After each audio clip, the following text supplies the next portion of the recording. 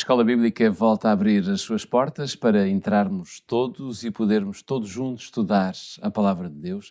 É sempre um privilégio muito grande podermos estar na sua companhia, podermos usar este tempo e este espaço para obtermos melhor conhecimento e maior conhecimento sobre aquilo que Deus deixou para cada um de nós. Temos connosco diariamente o pastor Pedro Esteves, é ele que nos ajuda a construirmos ponto por ponto as reflexões que aqui vamos fazendo e por isso mesmo, Pedro, nós começamos a Escola Bíblica da melhor forma, sempre com um sumário. Qual é o sumário da lição de hoje? Muito simples e direto. Nós hoje vamos procurar compreender os resultados de semear. Nós colhemos sempre quando semeamos. Okay. E o apóstolo vai confrontar aquilo que é semear na carne e o que é fazer o bem, semear no espírito. Vamos perceber os resultados desta semeadura. Antes de verificarmos isto ponto por ponto, vamos abrir a nossa Bíblia. Se tem o exemplar da Bíblia consigo, poderá fazê-lo no capítulo 6 de Gálatas. Vamos ler alguns versículos do capítulo 6, mais precisamente do versículo 6 ao versículo 10. Se não tiver a sua Bíblia à mão, então poderá seguir a nossa leitura através do nosso quadro que diz: "E o que é instruído na palavra, reparta de todos os seus bens com aquele que o instrui. Não erreis, Deus não se deixa escarnecer, porque tudo o que o homem semear, isso também ceifará. Porque o que semeia na sua carne, da carne ceifará a corrupção. Mas o que semeia no Espírito, do Espírito ceifará a vida eterna. E não nos cansemos de fazer o bem, porque a seu tempo ceifaremos, se não houvermos desfalecido. Então, enquanto temos tempo, façamos bem a todos, mas principalmente aos domésticos da fé." Pedro, esta passagem está cheia, eu diria, de pontos de interesse. De certeza absoluta que o nosso tempo não chega para todos estes pontos tão interessantes. Mas será que conseguimos encontrar aqui alguns exemplos para podermos compreender melhor o que é isto de semear na carne e fazer o bem? Realmente muito nesta passagem, mas vamos começar por aí, focar a nossa atenção aí. Eu acho até que talvez o mais interessante, a forma de compreendermos melhor este conceito de semear na carne, que é claramente uma possibilidade em termos práticos da vida cristã, porque o apóstolo diz claramente que os que semeiam na carne também vão ceifar a corrupção. Quer dizer que, como em toda a semeadura, um ato tem a sua consequência. Então, talvez o mais interessante seja encontrar, dizia eu, alguns exemplos na Bíblia. E porquê? Porque nós temos no relato bíblico, ao longo da história, no fundo, do povo de Deus, nós encontramos várias pessoas que são o exemplo vivo, e assim torna-se talvez mais simples e mais ilustrativo para compreendermos, porque não são apenas conceitos, são exemplos vivos de pessoas que, pelo menos a partir de certa altura na sua vida, começaram a fazer claramente isto, que é semear na carne. Para entendermos melhor os exemplos que eu vou dar aqui, talvez definirmos desde já que, pelo que o apóstolo Paulo diz, e todo o entendimento que podemos fazer deste tema, semear na carne é o mesmo que a vontade própria superiorizar-se à vontade de Deus. Porque, biblicamente, é isto que significa a carne. Por isso é que carne e espírito estão em oposição. Espírito é o que vem de Deus. Lembremos-nos que Jesus, por exemplo, dizia à mulher samaritana: Deus é espírito. Por isso é que importa que os que o adorem em espírito e em verdade. Porque Deus não depende de questões de carne. Então, por definição, aquilo que é espírito é aquilo que é de Deus, de proveniência divina. Aquilo que é da carne é aquilo que é de proveniência humana. Por isso é que há uma tensão constante nesta terminologia, porque é uma tensão que nós vivemos na nossa vida, entre a carne e o espírito. Que é o mesmo que dizer aquilo que é segundo a vontade de Deus, que é santa, que é pura, justa, perfeita. É a tal batalha que nós já falámos aqui. Que é, no fundo, essa batalha que o ser humano vive. Porque é que é uma batalha na carne? Porque é aquilo que é a minha natureza, aquilo que é a vontade humana, que naturalmente está em oposição à vontade de Deus.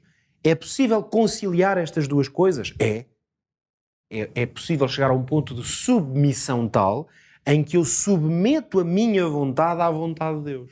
Mas é também porque, e sobretudo, porque Cristo, ele cedeu a isso, não é? Cristo é que me permite fazer isso. Claro, sem Cristo eu nunca o conseguiria. Porquê? Claro. Porque eu tinha a percepção que era por mim que eu ia... Se fosse possível vencer, tinha que ser por mim. Então, cada vez que eu caísse, era como se tudo recomeçasse do zero. Então, Cristo é que me habilita a fazer esse processo. Assim como o Espírito Santo que ele deixou, por isso é que há uma ligação muito grande na Bíblia entre a obra do Pai, a do Filho e a do Espírito. Sem a conjugação da obra de cada um, é impossível chegar a este ponto, mas, na verdade, com a conjugação desses fatores divinos, a pessoa de Deus, então nós podemos chegar ao ponto de haver uma espécie de sobreposição em que a vontade de Deus sobrepõe-se à minha vontade. Eu submetia.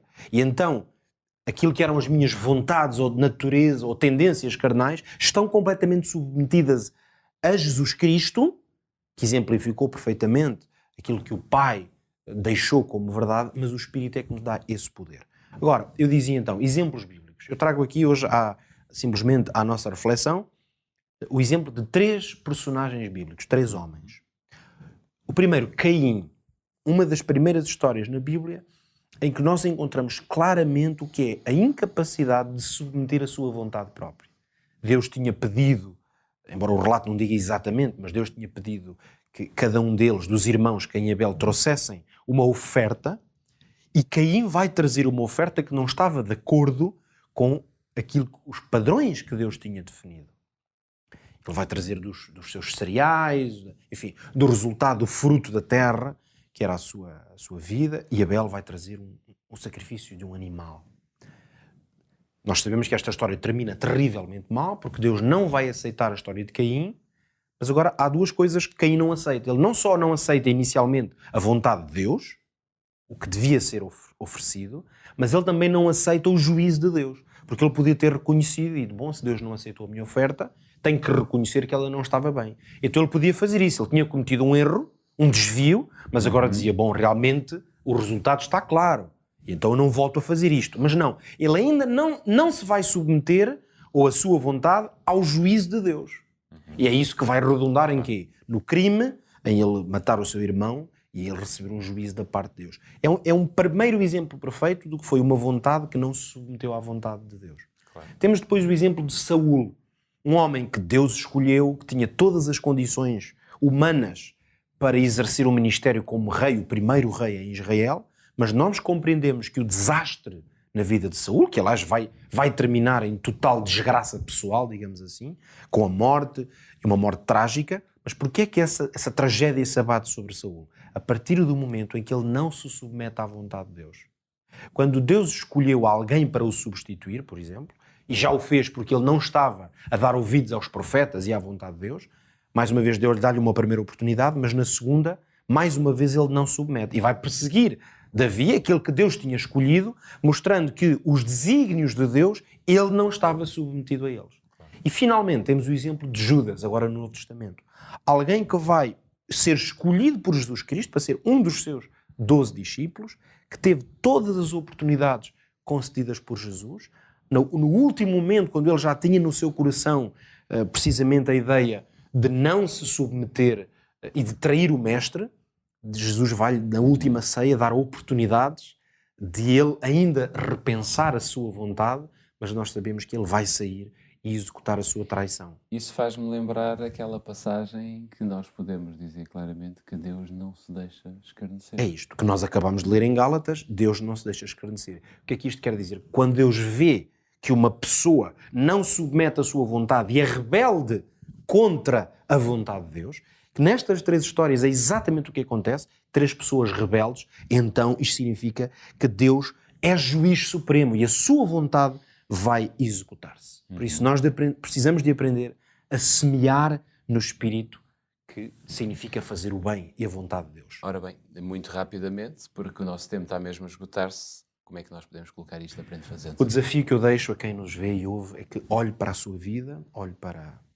o que está à sua volta, as suas escolhas sobretudo, e procure responder ao seguinte: que colheita é que crê que vai poder fazer com aquilo que hoje está a semear? Procure no seu íntimo responder a esta pergunta. Fechamos aqui mais um episódio da Escola Bíblica. Foi muito bom ter estado consigo durante este tempo. Já sabe que diariamente passamos pela Web Channel, passamos pela Rádio RCS. Estamos inteiramente ligados a si também pelas redes sociais. pode encontrar-nos em qualquer lugar, em qualquer momento, basta que você tenha esse interesse e essa vontade. Já sabe que trazemos sempre 5 episódios, digamos que diários, que permitem que você siga o que o capítulo que estamos a estudar nos diz. Vamos, digamos que, encerrar estes 5 episódios, mas já no nosso próximo episódio traremos mais aspectos importantes deste capítulo 6. Fica então encontro marcado consigo para o nosso próximo episódio. Até lá.